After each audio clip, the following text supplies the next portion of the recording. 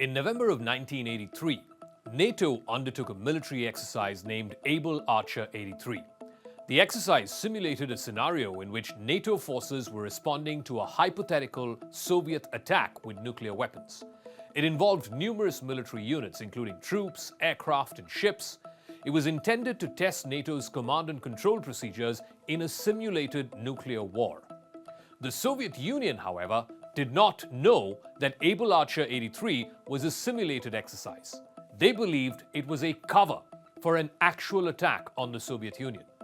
As a result, the Soviet military went on high alert. They got ready to launch a retaliatory nuclear strike. They deployed additional missile forces, putting their strategic bomber fleet on standby, and even mobilized their civilian air defense forces. The Soviet leadership was so convinced that they were under attack that they reportedly even considered launching a preemptive nuclear strike. Eventually, calmer heads prevailed and both sides backed down. This was just one incident in the 1980s when tensions between the two nations, that's America and the Soviet Union, had reached boiling point. Both sides had amassed a staggering number of nuclear weapons, and the risk of a nuclear war, even if by accident, was very high.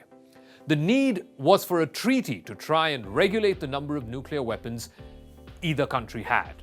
So the negotiations for an arms control treaty started in the 80s. It went on for a number of years. It was long-winding, and eventually Moscow and Washington signed something called the START Treaty, or Strategic Arms Reduction Treaty. It happened in July of 1991.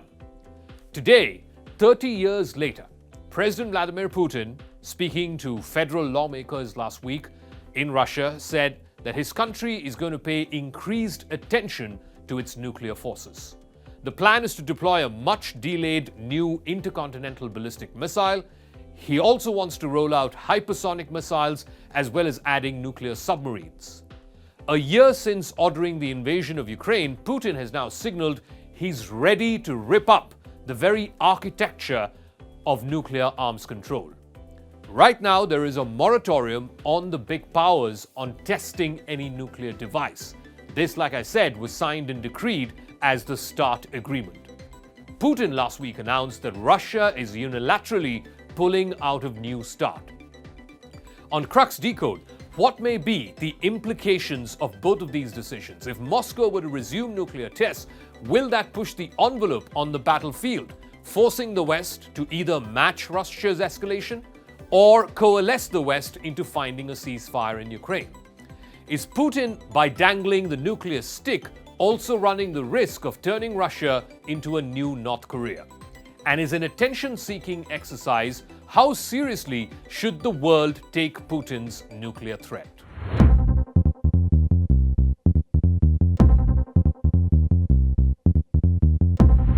Putin, in his address to federal lawmakers last week, also said that the Sarmat silo-based intercontinental ballistic missiles would be deployed later this year. The RS-28 Sarmat, it's a liquid-fueled missile nicknamed Satan II. It was first announced by Putin in 2018. These missiles were supposed to have been deployed last year. And just around that same time, when Putin was making the speech, American media were reporting that the United States believes Russia carried out a test of the Sarmat just before US President Joe Biden visited Ukraine. And that visit coincided with the one-year anniversary of this war. The Russian Defense Ministry, though, dismissed those reports.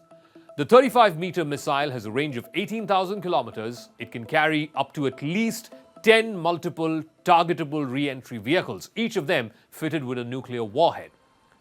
And each of them can be aimed at a different target. It can also deliver hypersonic avant-garde glide vehicles. In addition, Putin said that Russia would continue mass production of both air-based hypersonic Kinzhal systems and start mass supplies of sea-based Zircon hypersonic missiles. But what caught everyone's attention was Putin's announcement that Russia is pulling out unilaterally out of New START. The New START Treaty is a nuclear arms reduction treaty between the United States and Russia.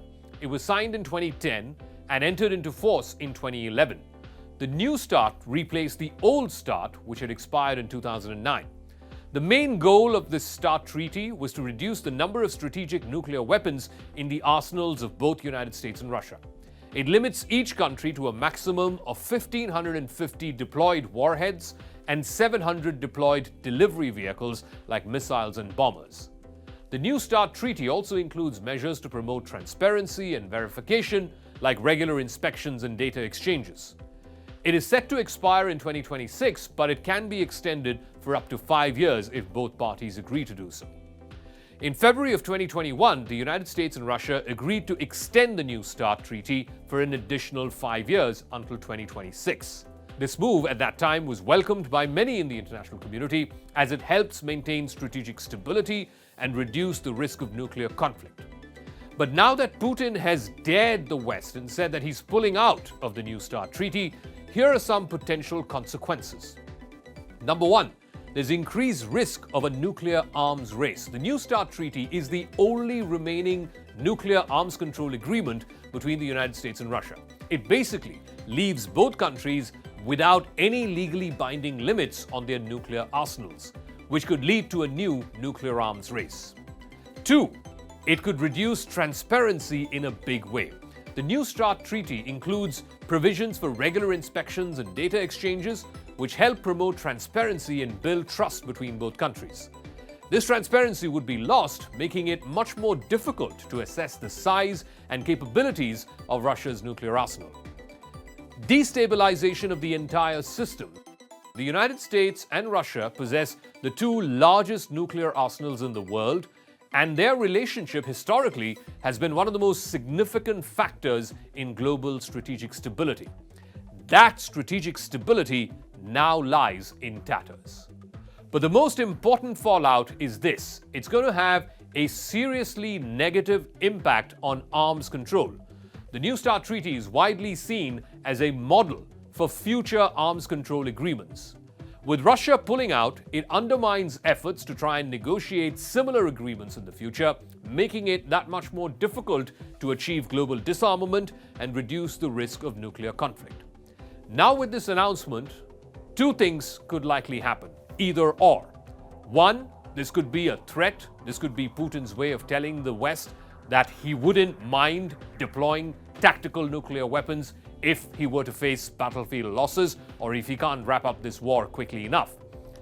Or the West could see this as some kind of a bluff and continue to engage Putin and engage Ukraine in the way that they have by giving it weapons and continuing to be a player on the battlefield, even if they're not actually putting boots on the ground. In either case, Putin has thrown the gauntlet, the nuclear one, at the West. How the West responds may well decide the future course of this Ukraine war and perhaps even the future course of humanity itself.